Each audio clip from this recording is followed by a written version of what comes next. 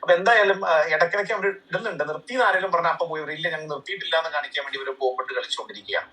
അപ്പൊ ഈ ഒരു കാലഘട്ടം വളരെ നല്ല കാലഘട്ടം എന്ന് പറഞ്ഞാൽ നിങ്ങൾ എന്നെ ക്രൂരെന്ന് വിളിക്കും. പക്ഷേ ലോക ചരിത്രം നിങ്ങൾ പരിശോധിച്ചു കഴിഞ്ഞിട്ടുണ്ടെങ്കിൽ ഏറ്റവും കൂടുതൽ ലോകം മാറ്റപ്പെട്ടിട്ടുണ്ട്, മാറ്റങ്ങൾ ലോകത്തിൽ വന്നിട്ടുള്ളത് ലോകത്തിലെ ജനങ്ങൾ പ്രതിസന്ധിയിലാവുന്ന ഘട്ടത്തിലാണെന്നാണ് പറയുന്നത്.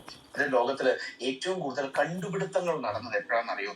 രണ്ടാം ലോക മഹായുദ്ധ കാലത്താണെന്നാണ് പറയുന്നത്. 1940 മുതൽ 45 വരെയുള്ള കാലഘട്ടത്തിലാണ് വലിയ വലിയ കണ്ടുപിടുത്തങ്ങൾ ലോകത്ത് നടന്നിട്ടുള്ളത്. കാരണം ആ കാലഘട്ടത്തിൽ മനുഷ്യൻ പ്രതിസന്ധിയിലായിരുന്നു, മനുഷ്യരാശി പ്രതിസന്ധിയിലായിരുന്നു. അങ്ങനെ പ്രതിസന്ധിയിലായപ്പോ ആ പ്രതിസന്ധിയിൽ നിന്ന് പുറത്തു വരാനാണ് ലോകത്തിലെ പല കണ്ടുപിടുത്തങ്ങളും നടന്നിട്ടുള്ളത്. ഒരുപാട് വലിയ വലിയ ബിസിനസ്സുകൾ ഉണ്ടായിട്ടുള്ളത് ആ കാലഘട്ടത്തിലാണ് എന്നാണ് പറയുന്നത്. ഇപ്പൊ സിമ്പിൾ ആയിട്ട് എന്റെ എക്സാമ്പിൾ പറഞ്ഞാൽ നിങ്ങൾക്ക് മനസ്സിലാവും. ഇപ്പൊ നമ്മൾ ഇരിക്കുന്ന സൂം അല്ലെ, ഇന്ന് കേരളത്തിന്റെ നാനാ ഭാഗത്തു നിന്നുള്ള ആളുകൾ ഈ പ്രോഗ്രാമിൽ കണക്ട് ആയിട്ടുണ്ട്. തിരുവനന്തപുരം മുതൽ കാസർഗോഡ് വരെയുള്ള എല്ലാ ജില്ലകളിൽ നിന്നും ഞാൻ കയറുന്നതിന് മുമ്പ് ആരൊക്കെയാണ്, എനിക്ക് എല്ലാ ജില്ലയിലും പ്രതിനിധികളുണ്ട്. അപ്പൊ ആ എല്ലാ ജില്ലകളിലും പ്രതിനിധികൾ ഉണ്ടോ എന്ന് ഞാൻ ചെക്ക് ചെയ്ത സമയത്ത് എല്ലാ ജില്ലകളിൽ നിന്നുള്ള ആൾക്കാർ കയറിയിട്ടുണ്ട്. ഒന്ന് ആലോചിച്ച് നോക്കി, ഒരു 10 വർഷം മുന്നെയാണ് ഇങ്ങനെ ഒരു മീറ്റിംഗ് നടത്തണം എന്ന് ചിന്തിച്ചാൽ ഇത് സാധിക്കുമോ? നമ്മളെല്ലാം വണ്ടിയും പിടിച്ച് ബാഗും തൂക്കിയിട്ട് എറണാകുളത്തോ തൃശ്ശൂരോ തിരുവനന്തപുരത്തൊക്കെ വന്ന് മീറ്റിംഗ് അറ്റൻഡ് ചെയ്യട്ടെ. ഇന്നിപ്പോ നമ്മുടെ വീട്ടിൽ നമ്മുടെ സ്വീകരണ മുറിയിൽ ഇരുന്നുകൊണ്ട് മൊബൈലിൽ നമ്മൾ ഈ പ്രോഗ്രാം അറ്റൻഡ് ചെയ്തുകൊണ്ടിരിക്കുന്നു. ഇത് എന്തിന്റെ ഗുണം? കോവിഡ് എന്ന് പറഞ്ഞ ഒരു മഹാമാരിയുടെ ഗുണമാണ്. സത്യമല്ലേ? കോവിഡ് വന്നപ്പോഴല്ലേ നമ്മളിങ്ങനെ സൂം എന്ന് പറഞ്ഞ പരിപാടി നമ്മൾ പഠിച്ചത്.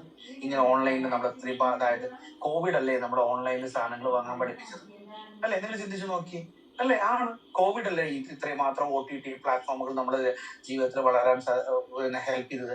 കോവിഡ് അല്ലേ നമ്മളെ ആരോഗ്യം നോക്കുന്നവരാക്കി മാറ്റിയത്? അതിനു മുമ്പ് എന്ത് ആന്റി ഓക്സിഡന്റ്, എന്ത് ഇമ്മ്യൂണിറ്റി പവർ, എന്ത് വിറ്റാമിൻ സി, ഒരു എല്ലാ ഐഡിയ ആക്കിയിട്ടുണ്ടായിരുന്നോ?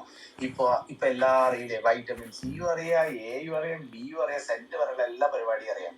പിന്നെ അതായത് ഇമ്മ്യൂണിറ്റി ശക്തി. ഇപ്പൊ ആൾക്കാരൊക്കെ ഇമ്മ്യൂണിറ്റിയെ കുറിച്ച് പറഞ്ഞിട്ടുണ്ടെങ്കിൽ നമ്മളാണ് നിലത്തിറങ്ങും അല്ലെ?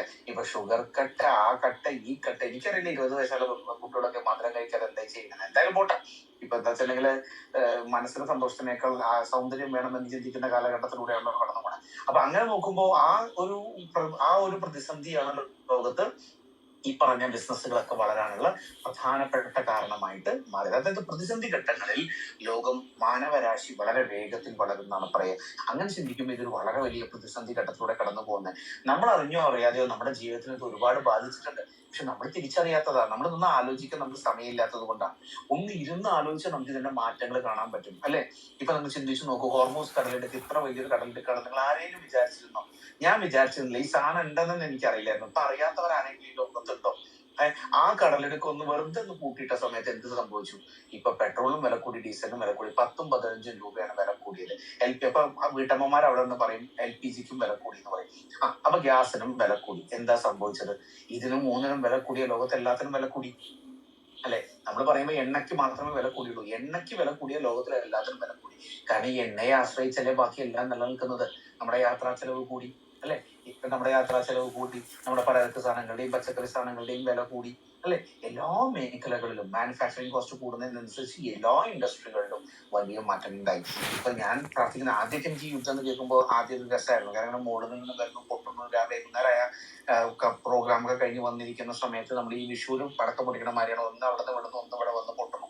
പക്ഷെ ഇപ്പൊ എനിക്ക് അതിന്റെ ഒരു ഭീകരത എനിക്ക് മനസ്സിലാവുന്നില്ല. കാരണം ഈ ഒരു യുദ്ധം 6 മാസം കൂടി തുടരുകയാണെന്ന് മനസ്സിൽ വിചാരിക്കുക, തുടരാതിരിക്കട്ടെ, തുടരുകയാണെന്ന് വിചാരിക്കുക. ഇനിയും ഡീസലിന് വില കൂടും, ഇനിയും പെട്രോളിന് വില കൂടും. ഇപ്പൊ തന്നെ വിലക്കയറ്റം നമുക്ക് താങ്ങാൻ പറ്റുന്നില്ല. അങ്ങനെയാണ്